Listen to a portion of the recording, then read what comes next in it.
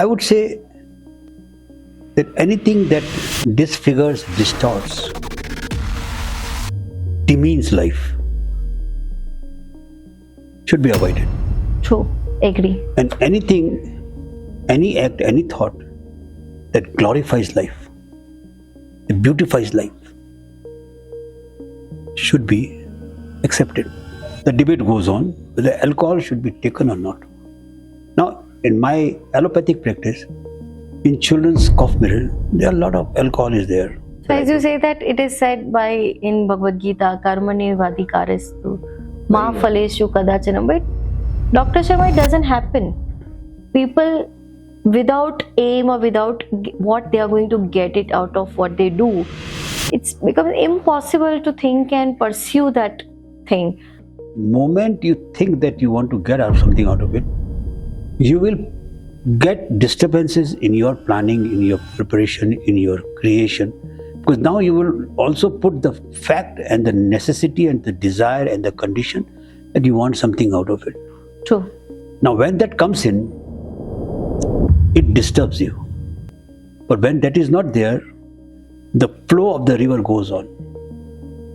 Agree. Those unnecessary dams, anicuts, check dams should not be there in creation. Creation should go for only one reason: joy, satisfaction, bliss, tranquility, serenity, not even achievement. So the question of how do you begin the day and plan it, the question itself is misplaced. The same question was asked to me by a TV anchor. Sir, how does your day begin? I said, my day never ends. It continues. There is a different form which you call sleep. True. But the sleep also creates. I am painting at 2 a.m. and I am enjoying it thoroughly. And suddenly I get a bell, door, and I come out with my brush in my hand and I see a serious patient who demands. Now, I must know this, that the priority now at that particular moment is the patient. Agree. Not the painting. Painting will wait. But the patient may go away. Not leaving me, but he may go away from the earth. True. See? Agree. So my priority changes, and you must know the priority. And that is, the selection of the priority is the biggest wisdom. It doesn't come through experience. Because if it was experience, then everyone should have learned it. It comes from wisdom. And how does wisdom come? Wholly, solely, completely by reading, listening to good people. So this gives me little, answers my lot of questions, like how being a polymath, you do a lot of things.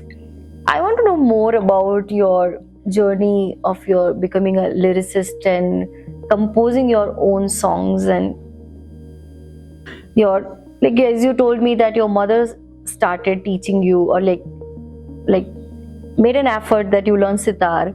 She was a musician. She herself was playing sitar, and you saw her. And then how it all came to piano, and You see, who became your inspiration? At different times there were different reasons, but in the center of it and around it was mother. Like Geet Arun. Yes. That is also amazing. Like you write multiple languages. Yes. You sing in multiple languages. I sing in Bangla, I sing in Hindi and English.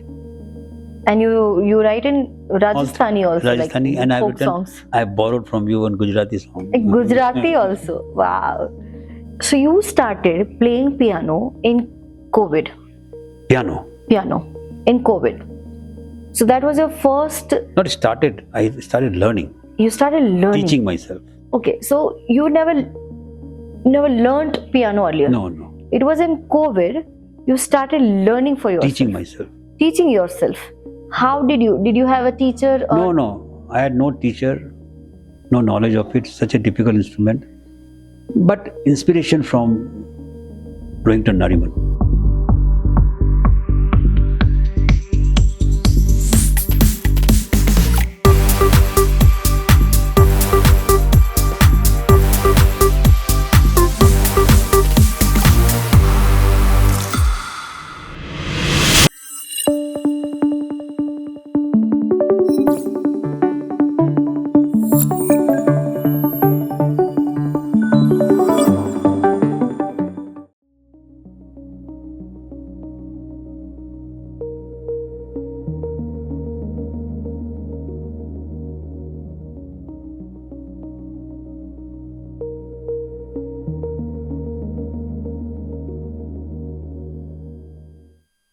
So you're talking about bad habits. Like you're talking about if we have life, we have everything. If we don't have a life, we have nothing.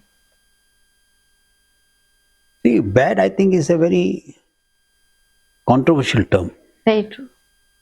and more so a debatable term. I would say that anything that disfigures, distorts, demeans life should be avoided.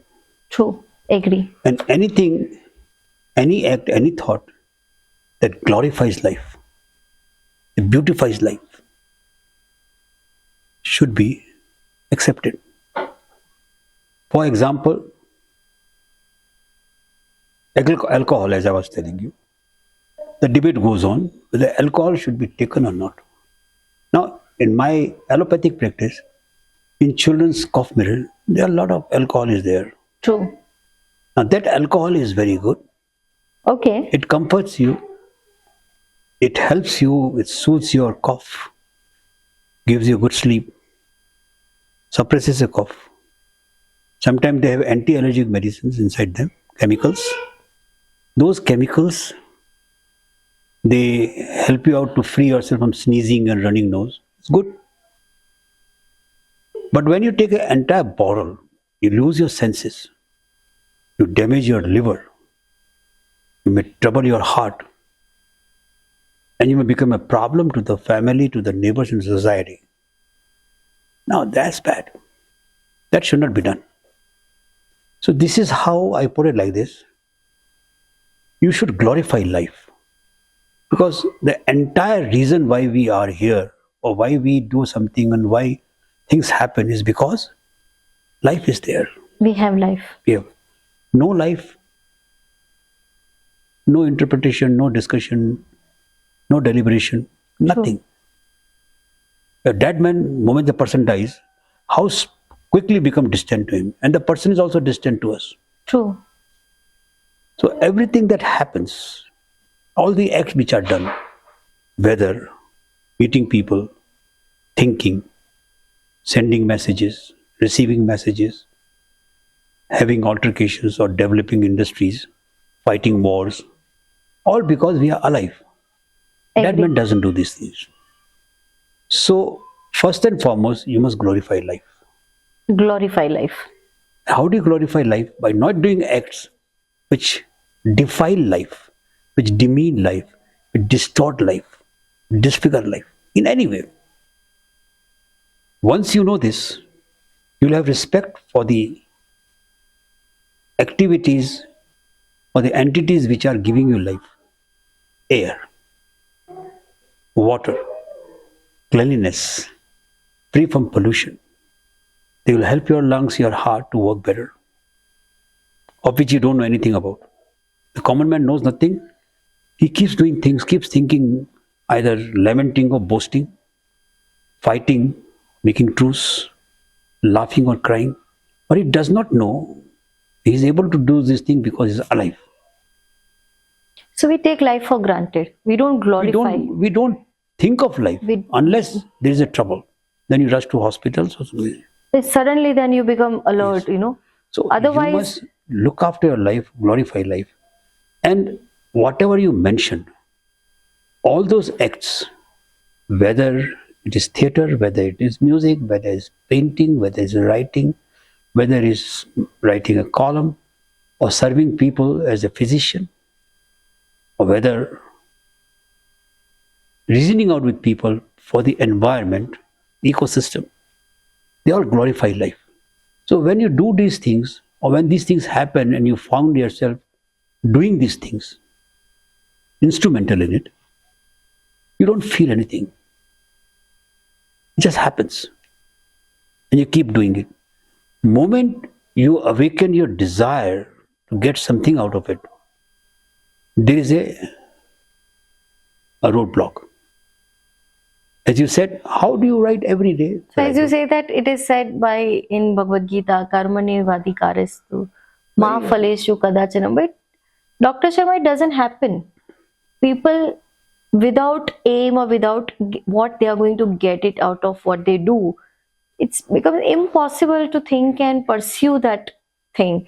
How do you do that? Like, No. for example, Moment you think that you want to get out something out of it, you will get disturbances in your planning, in your preparation, in your creation.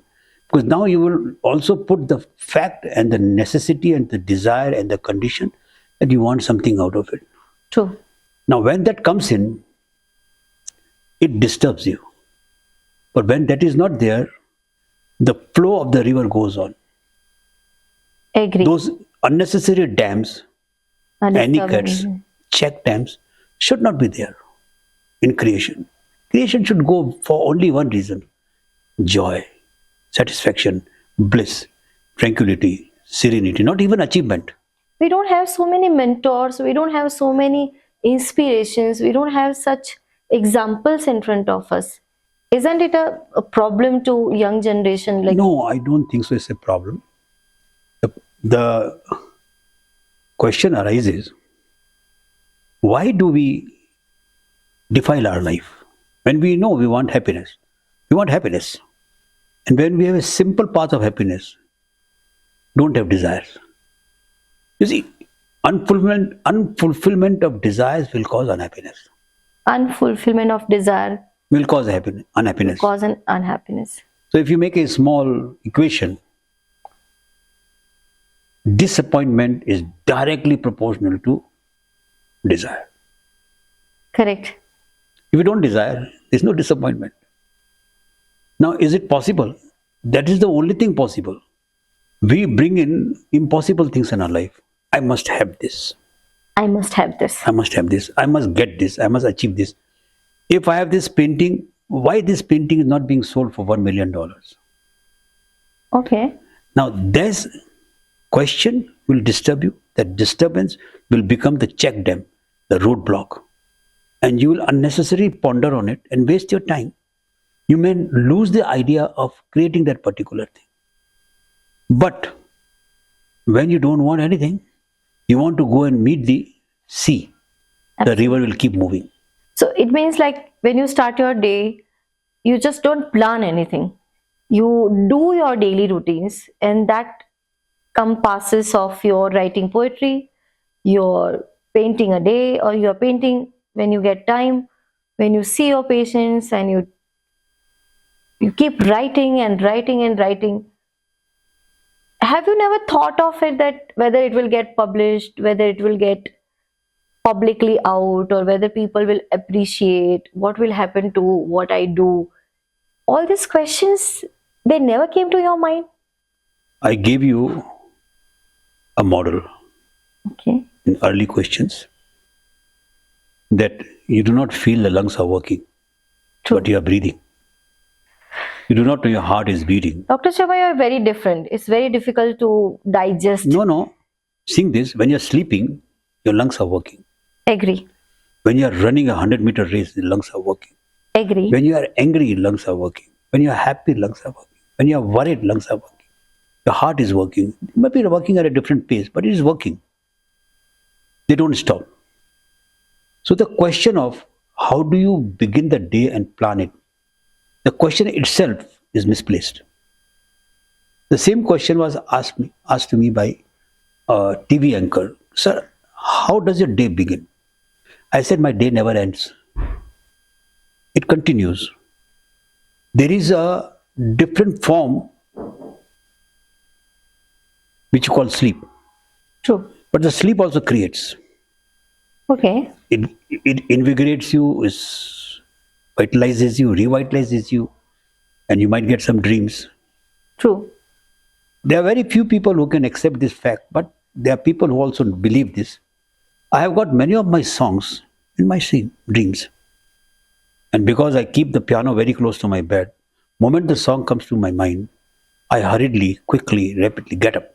So it's like, I've heard somewhere that Abraham Lincoln was always in his cap, was putting one small piece of paper and a pen. So whenever he gets an idea, he writes That's that it. time. That's it. So that's how you say that you're very near to your desk or your My piano working is place. so is my computer. Okay. So And my immediately you computer- get up and write. And my computer is on 24 hours. 24 hours. Because I am on 24 hours. Okay. So when I get a thought, even a line, I get up, I write it down. While I'm on scooter in a car, if I get a wave of a melody or wave of a group of words, I'll stop it. Nowadays, because of the technology, it's become easier. True. Is it not because you're fortunate that you're in mountain, you are on hills? No, definitely. So it has an impact that you are surrounded by nature, lot of trees, lot of birds, chirping birds, and such a pleasant, natural, a treasure here. But the other 25,000 who stay here have the same common factor. Agree. I completely agree. They don't do it. You see, you have to relate with it. So I think the most important part you said that you celebrate every moment. Yes, you must celebrate life. Unless you celebrate life, the fact is, if you are not alive, you do nothing. So if you are alive, you have life. And anything that contributes to the beauty of life, whether relations, whether friends, whether walking, whether outing, whether traveling, whether going on sightseeing, whether going on tours, whether reading a book, all should be involved into it. Maximum things, the life should be pampered to beautify it. And once you beautify life, once you care for life, and you look after for life, you will see that all the parameters, all the ingredients, all the factors that glorify life, you will respect them. True, agree. Like why people create garbage? Because they do not respect life. If they respected life, they will see there is no garbage. Because no garbage means no pollution. No pollution means clean air, less problems, more beautiful life. You get angry. Why people get angry? They forget that life is there. Life will be distorted, whether it's for a moment or for a long time. Science has proved one thing very clearly. You're going on a road.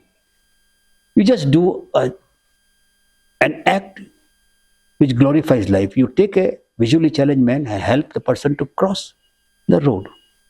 True. It has been recorded medically, scientifically, that the chemicals which make you happy, they increase. Not only in you, so in but in the medical terms, person. you call it a dopamine. Dopamine? Which increases. Increases, gives you pleasure, gives you happiness, gives you confidence, gives you goodness. The same thing happens with the person who receives it. Agree. And wonder of wonders, it also happens on the people who see it happening. If such a gentle act, where no effort is put, except that you take little more time, you are going on an errand or some job, you may take 2 more minutes. Agree. Helping a visually challenged. Now, that kind of help and support and charity and good intention can be in various forms. As you have mentioned, I run a free clinic. I have been running it for 41 years now. True. In Mount Abu. Every Sunday is called a Sunday clinic. So we want to come to that part that your like being a polymath. I've heard and like we've discussed many things that your early childhood, your beginning, your jam with a man who helped you to work on various aspects mercilessly, and you started working. Bring out and out of nothing you become very like a known in the school. Even your school wanted you to just that you're just not adding value to the school, so because your English was weak. And now you are a man who has written 71 books, writing constantly a 1 poem a day, a Times of India columnist.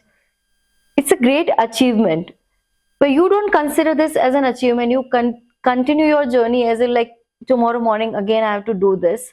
You don't wait for something to happen with your good work. You keep doing on a daily basis, and you just say that chemical changes which is happening in brain and which is helping you to strive for better things next day and get up in the morning fresh and start your day, and you have never ended your day. No. So in your case, like when you talk, it's something very unusual, like the people end the day and start the day. You don't end the day. You consider that sleep is also another form where you sleep and get relaxation, rejuvenation, and in the dreams also your brain is working and you create something and it is just happening.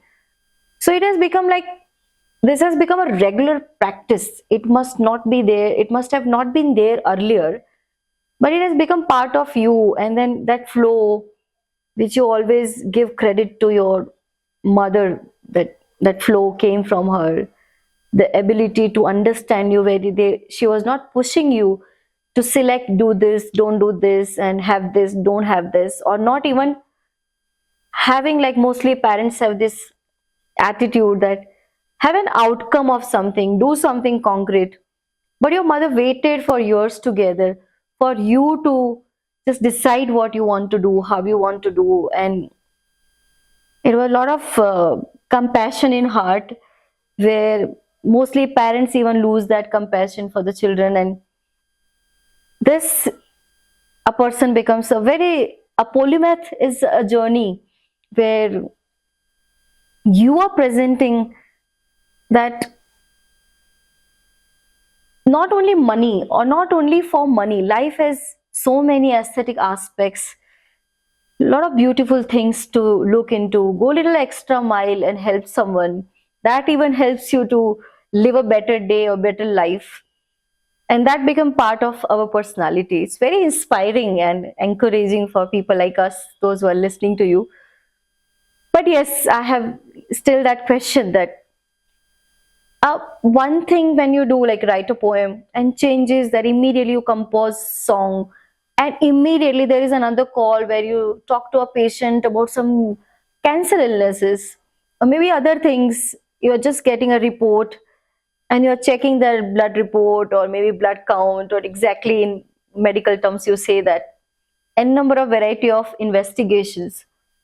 How do you switch over? Like how your brain switch over from one thing to another? And I've seen that most of your paintings are just saying 3 a.m., 4 a.m. So you just, in your free time, in your available time to yourself, you paint. Switching over from one thing to another, to another, to another. How it is happening? You have asked too many questions at a time. First thing is, you have used a word called achievement. Another thing you have said, mother's desire fulfilled. Third thing you have asked, how these switch off, switch on take place. Now, one by one, I never had a sense of achievement. Okay. It was pure satisfaction. A painting done, wonderful. I am very happy. I am not thinking of what it will do in future, where it will go in future. I must go to the next painting. Painting for painting's sake, if it can do something more, it's all right. Similarly, for a song, I never sat down to write a song or compose a song. It just came. It's like a revelation. So I have a very mild, ordinary revelation, like the mythological, spiritual revelation the prophet said. But these are revealed to me, and I just celebrate them. So there is no achievement. I have achieved nothing in my life. I'm moving on, and point to point, destination to destination, I keep feeling happy about it. So you mean that when you say that you're achieved, I'm you're not achieved. ending that.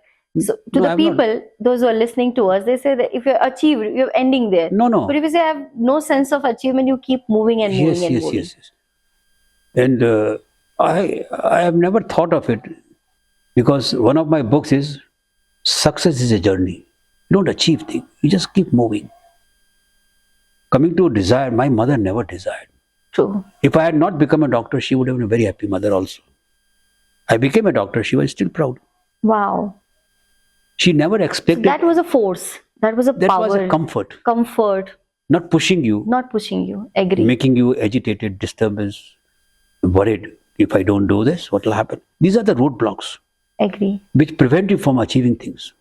Achievements, people who say I achieve, they cannot reach the place because they are worried about reaching the place. Reaching the place. They don't enjoy the journey. See, journey. You should enjoy the journey. True. See. Then lastly, you put a question, switch on, switch off. Have you seen a housewife? You must appreciate this, how she masters this. She's cooking a very intricate recipe. Nowadays that doesn't happen, but previously dhobi used to come. True. And he'll say, Madam, the washing clothes. She's very precisely putting the spices into the recipe.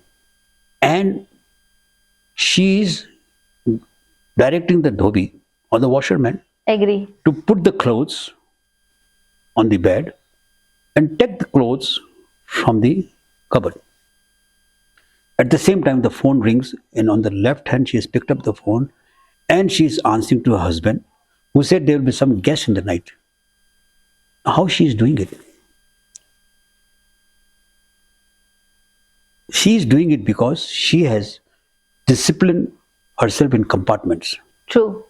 When you go to a library, you don't get lost. Yes, because it has a compartment.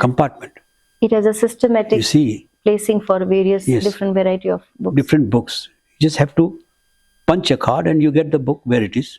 Agree. And with the modern technology and AI stepping into it, probably it will walk to you. Agree. It will come walking to you and you will have the book in your hand. But these are all compartments. We should be able to make compartments in our mind. Don't jumble it up. Moment you jumble up the mind, you will get confused. So it is not multitasking, but one thing at a time. Whatever you are doing, Yes, you are yes. just doing that. Doing that. And when that thing is happening or another thing is demanding, there your sense of priority comes. For example, I am painting at 2 a.m. and I am enjoying it thoroughly. And suddenly I get a bell at my door and I come out with my brush in my hand and I see a serious patient who demands. Now I must know this, that the priority now at that particular moment is the patient, Agree. not the painting. Painting will wait. But the patient may go away. Not leaving me, but he may go away from the earth. True. You see. Agree. So my priority changes, and you must know the priority. And that is the selection of the priority is the biggest wisdom. It doesn't come through experience. Because if it was experience, then everyone should have learned it. It comes from wisdom. And how does wisdom come? Wholly, solely, completely by reading, listening to good people, wise people. Because wise people give you wisdom. And slowly and steadily, you will start mastering the compartments. True. And then it is not switch on, switch off. It's just coming out from one room to another room, or just the housewife. At the same time, she is directing the dhobi, the washerman. She is also replying to her husband on the phone, comfortably smiling joyously that bring her friends. She will be ready with the food or the dinner. And she is also cooking the lunch to be sent for her child in the school. True. How does she do this? Well, let us learn from her. She has compartmentalized things very dexterously, very efficiently, very comfortably, with joy. She is celebrating her life. Wow. So if you do this, I think effortlessly you move.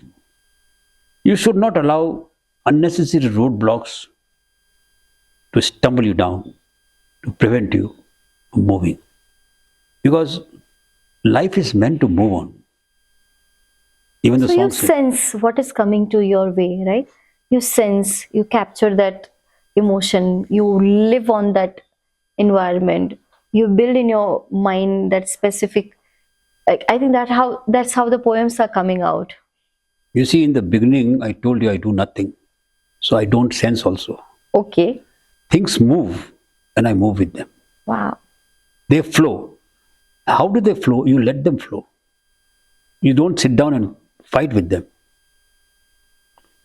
That's why some painters who know me, they say, sir, could you change this? I say, why should I change it? It came like this. So it is like It is like this. true. So if you can put it, I don't want to put because I do nothing. It came like this. It was flowing like this. There was no bird in that composition. So there is no bird in this composition. So this gives me little, answers my lot of questions, like how being a polymath, you do lot of things.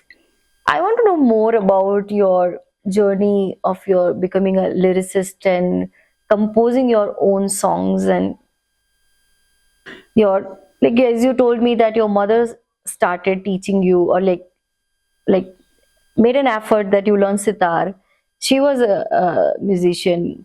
Herself was playing sitar, and you saw her, and then how it all came to piano, and You see, who became your at inspiration? different time there were different reasons, but in the center of it and around it was mother.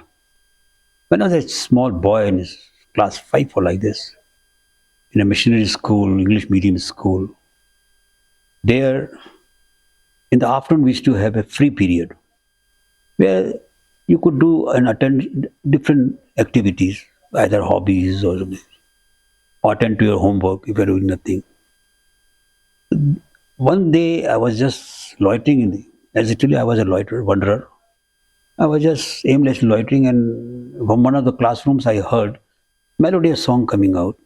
Okay. So I peeped into it. I saw my classmates and other class children learning Ravindra Sangeet. Ravindra Sangeet.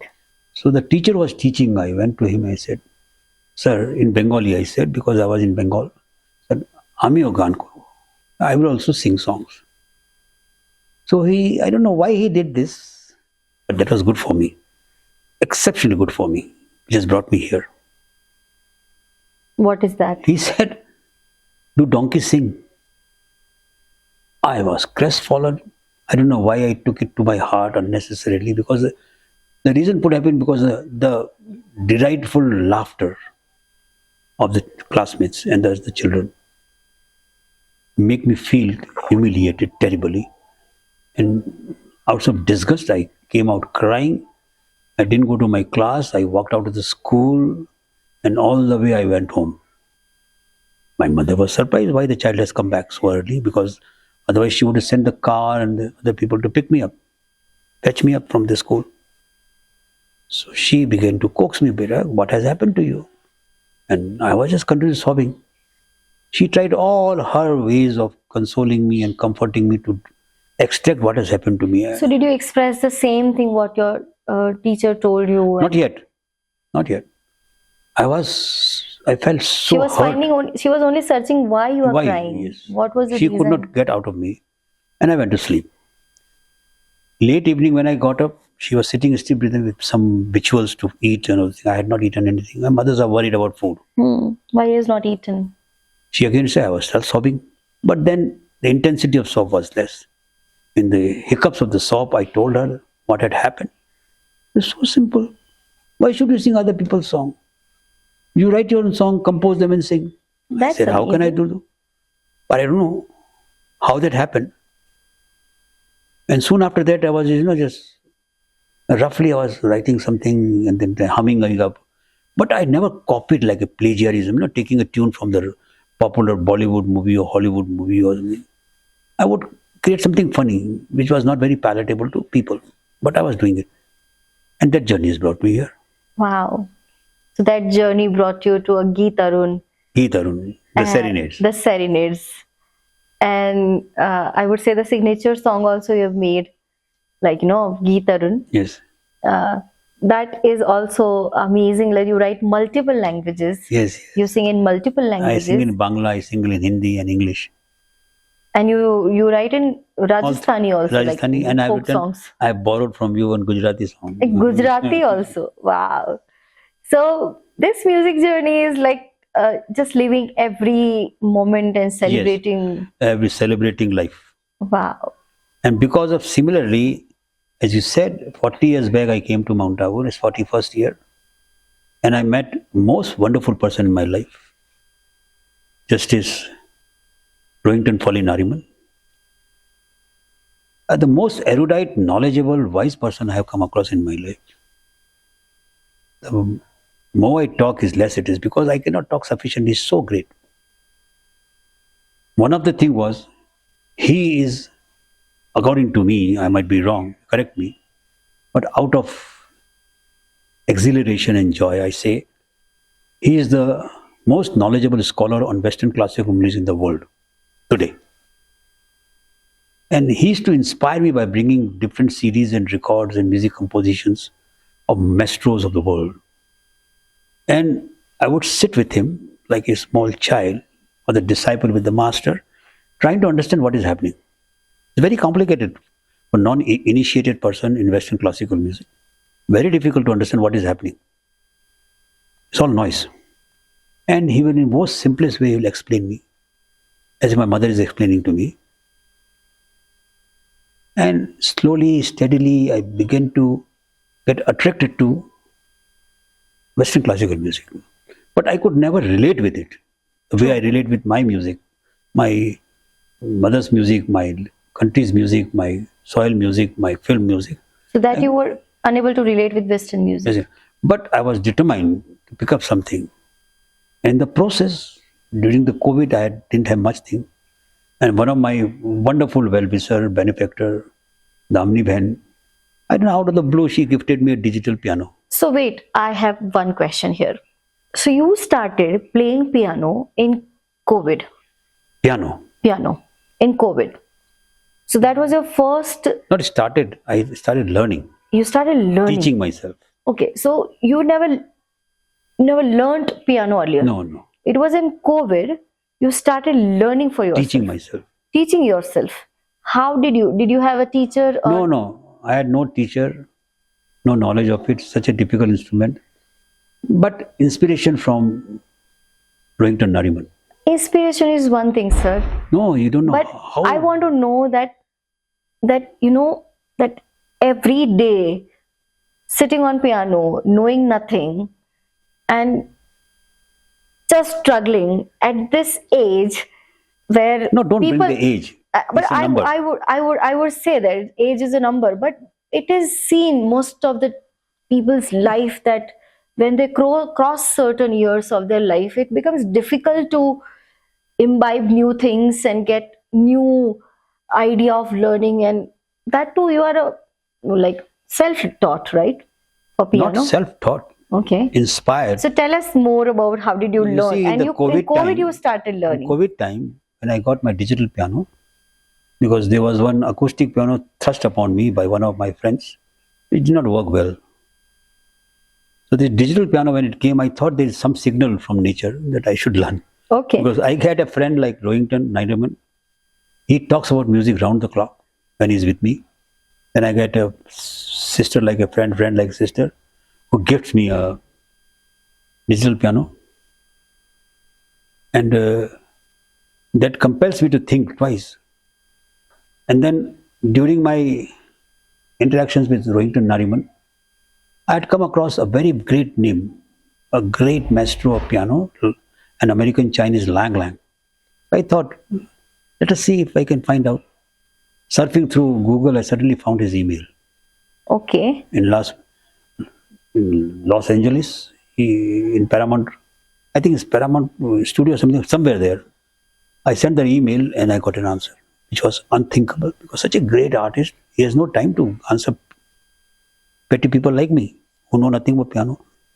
I put a question very clearly. As I told you, which in our interactions, you put a right question, you get a right answer. Very true. I said, my age is this. As you said, you want the age to be noted. And my desire is this, which I don't want to talk about. That I want to sing my songs on piano. That's all. And how do I go about? How much I practice? What do I practice? And where do I go? So you wrote an email. Ask all the questions. Yes. That what exactly you want to do. Yes. And then? He answered. That was the blessing. Amazing. He answered very, very simple word, do this, and come back to him again after 6 months. I did it very sincerely, religiously, 18 hours a day. So you became a student again? I became Eklavya of Dronacharya. Oh my God. Amazing. And I worked 18 hours a day on piano. My fingers began to bleed, which should not happen in piano because it's a very soft keys instrument, are there. Right. It's not a cutting instrument like wire instrument or sitar. And I would, being a doctor, I'll put band-aid and start playing. After 6 months, I sent a sample to him through computer. He said, now you got it. Continue this, don't stop if you want to continue. And I have reached here.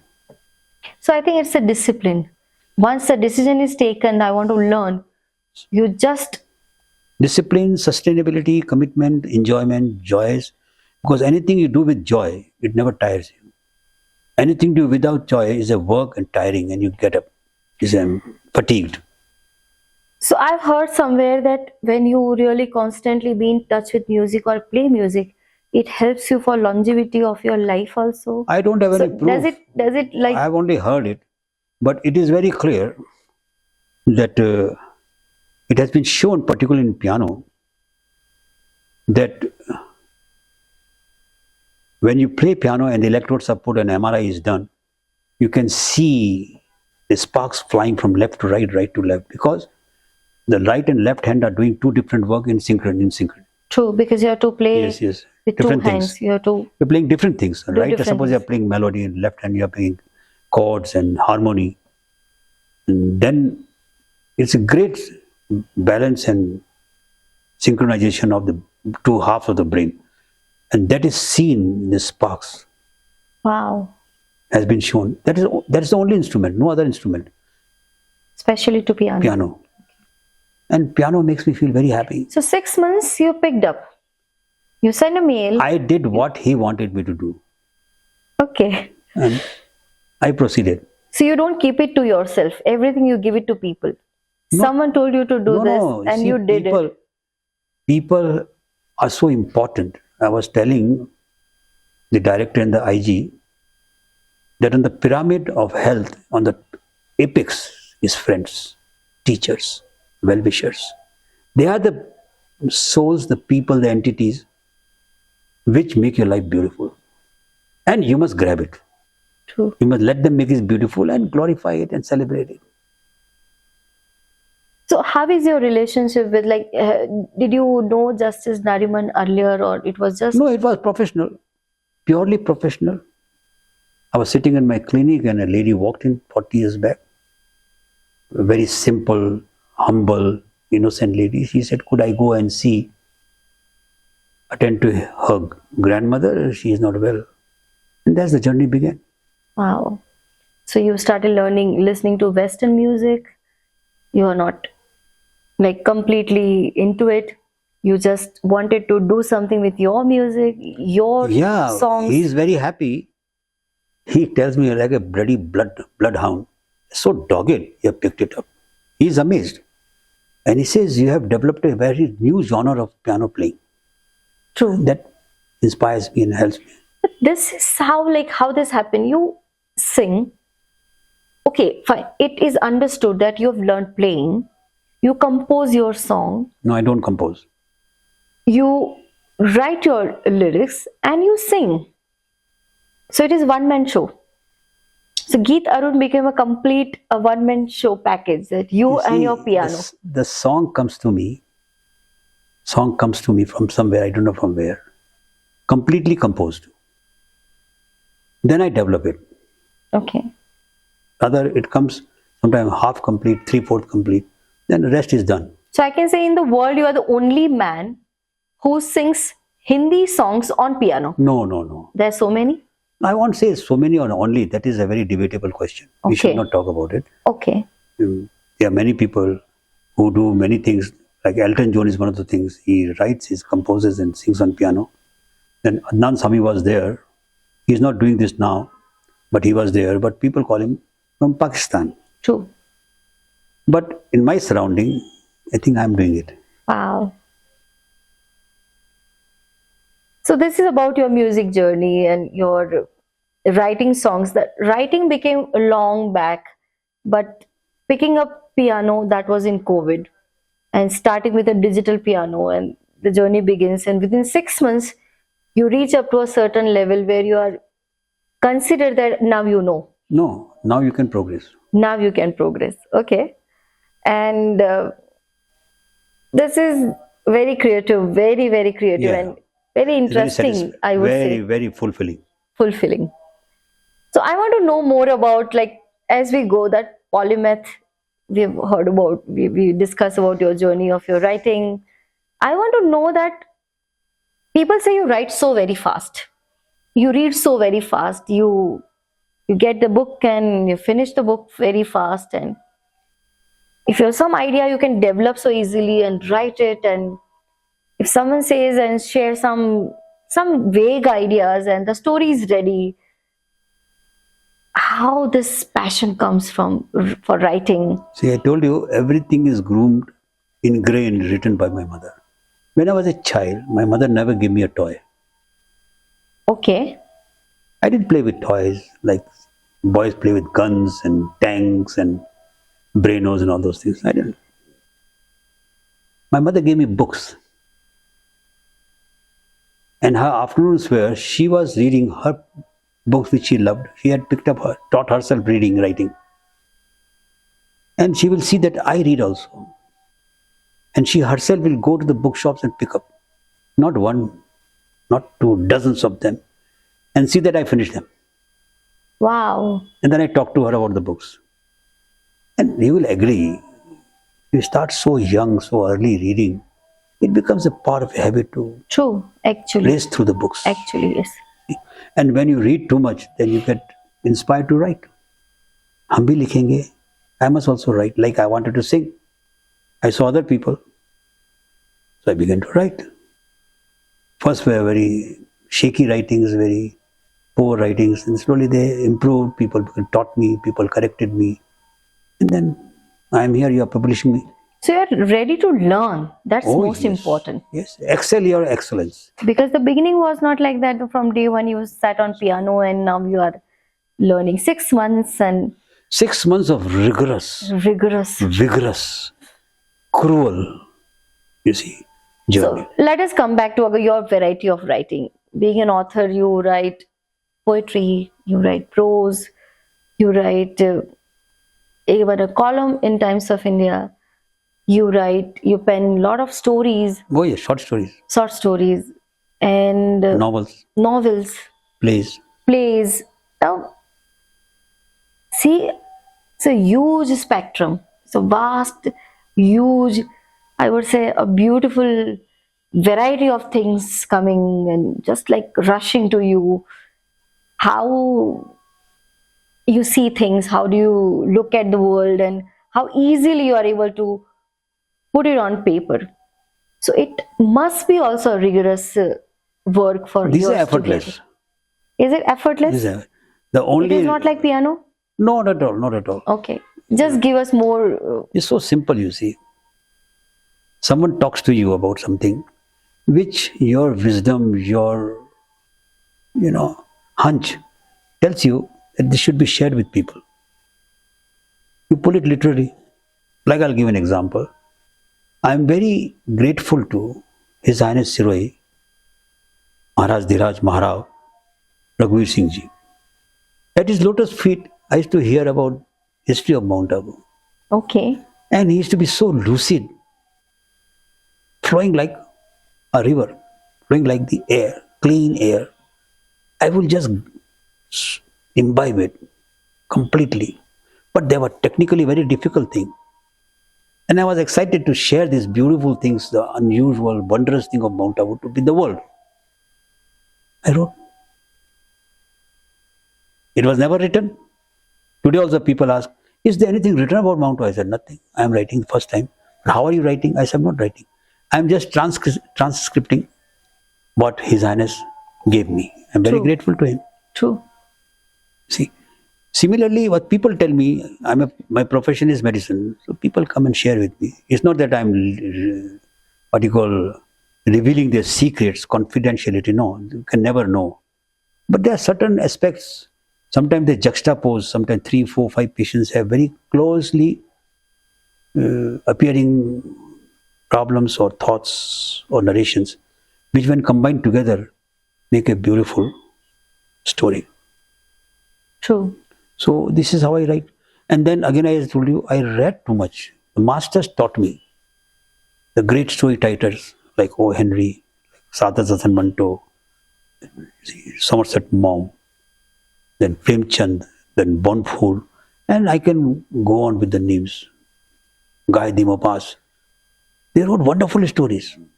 You must ask them how they could write.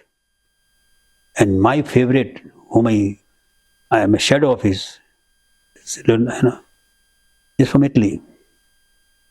Wow. So variety of things and oh my God, it's so beautiful. Like You actually have celebrated your life. I want to You celebrate. are I want celebrating. everyone to celebrate life. And this is an inspiring thing. I think this is something where I would also feel that if I get a chance to live like you, I would definitely feel I'm blessed on this planet. No, we feel that we get a chance. We don't get a chance. We create that chance. No, We flow we with the flow in the chance. flow. Chances are flowing. The river is flowing.